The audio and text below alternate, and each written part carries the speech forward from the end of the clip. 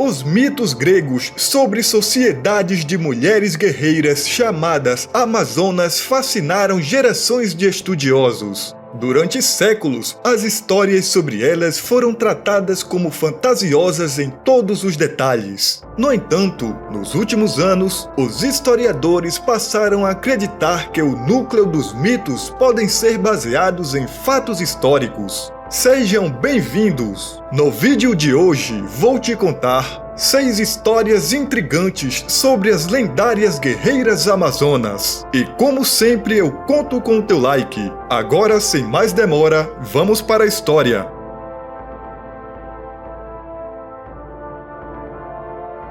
Muitas lendas se acumularam ao longo dos séculos sobre as ferozes guerreiras que os antigos gregos admiravam. A principal delas é a proveniência do próprio nome Amazona. Por muito tempo se supôs que vinha do prefixo grego a, que quer dizer 100, e mazan, que soa como a palavra para seio. Amazonas, portanto, supostamente significava sem seio, e pensava-se que essas mulheres guerreiras cortavam um seio para que não atrapalhasse o disparo de uma flecha ou o lançamento de uma lança. Foi assim que o historiador grego Helânico de Lesbos explicou o termo no século V a.C., mas essa teoria claramente não teve fundamento. Afinal, nenhuma representação grega de uma amazona na arte apresenta um seio ausente. Foi proposto em 1912 que a amazona era derivada do antigo iraniano Ramazan, ou guerreiro. Desde que a arqueologia descobriu que os povos iranianos chamados sármatas e citas tinham guerreiras, a teoria fez sentido.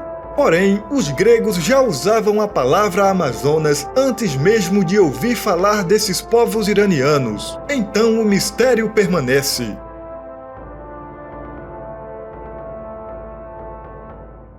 Até recentemente, as Amazonas eram consideradas pela maioria dos historiadores como seres da mitologia.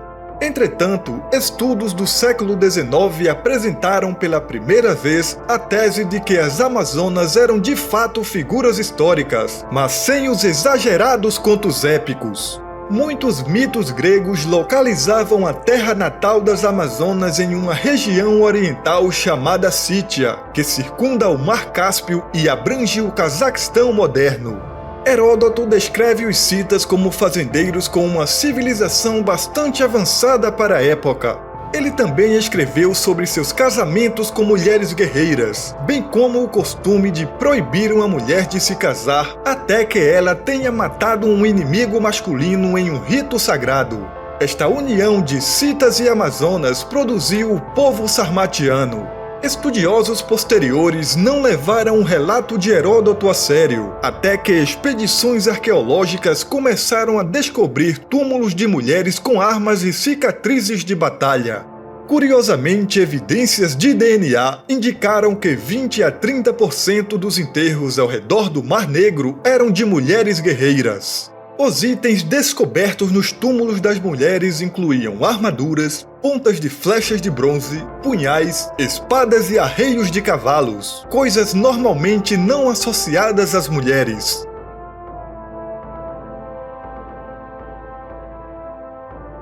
Histórias antigas retratam as Amazonas como odiadoras dos homens e que tinham relações com eles apenas para perpetuar sua raça. Elas foram acusadas de eliminar seus filhos do sexo masculino e levar os homens cativos como servos. No entanto, também há depoimentos favoráveis que as retratam como boas mães que enviavam seus bebês às famílias de seus pais para serem cuidados. Escavações arqueológicas nunca encontraram comunidades compostas exclusivamente por mulheres.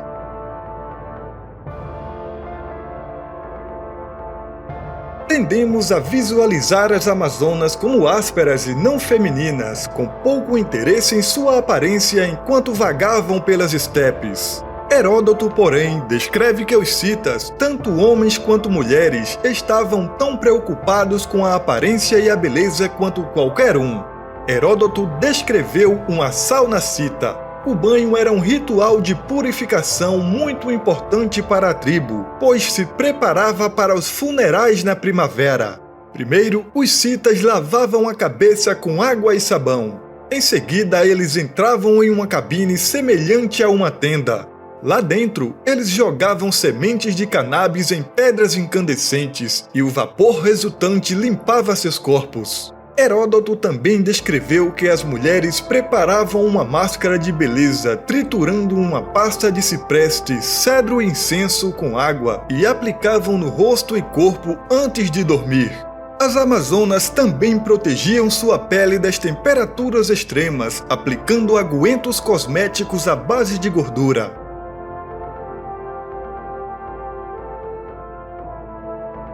Os elefantes não são nativos da ilha grega de Samos, então podemos imaginar como os antigos gregos ficaram perplexos com os restos esqueléticos do que pareciam ser elefantes gigantescos em seu solo, e tinha total relação com as Amazonas.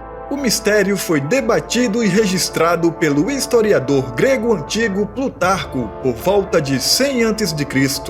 Quem viajava à ilha de Samos podia visitar 2 locais onde podiam ver os ossos gigantes: o campo encharcado de sangue e crosta da terra.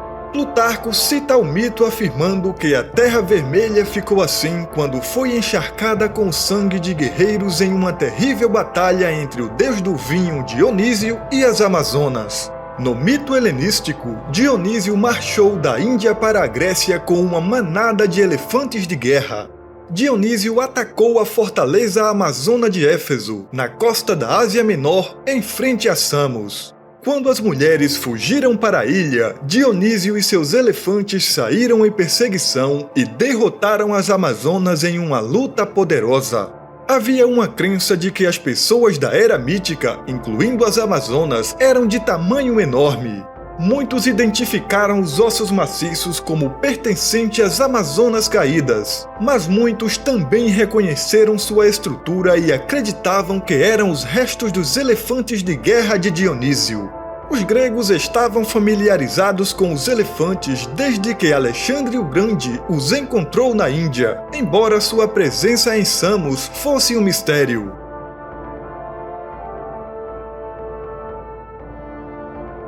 Os romanos sempre foram fascinados pelo mito das lutadoras amazonas. Júlio César as defendeu comparando com rainhas guerreiras. Nero incluiu em sua comitiva concubinas vestidas com roupas de amazonas completas com escudos e machados de batalha. Há também evidências de que os romanos foram testemunhas das habilidades de luta de mulheres guerreiras reais. Uma estatueta de bronze de 2000 anos de uma gladiadora, apenas a segunda conhecida, nos diz que as mulheres participaram de combates mortais na arena.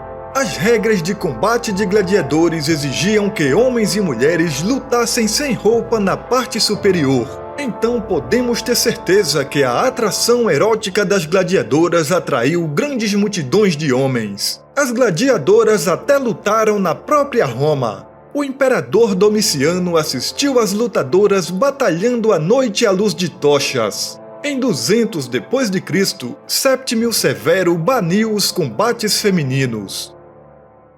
Assim foram as histórias cheias de mistérios, mitos e relatos históricos sobre as lendárias guerreiras amazonas. E se você quer criar um negócio na internet contando histórias como essa e ainda ter a possibilidade de ganhos constantes e em dólar com o YouTube, clique no link do comentário fixado e saiba como. Eu fico por aqui e te peço para deixar o like e se inscrever no canal para receber os próximos vídeos. Nos vemos na próxima história.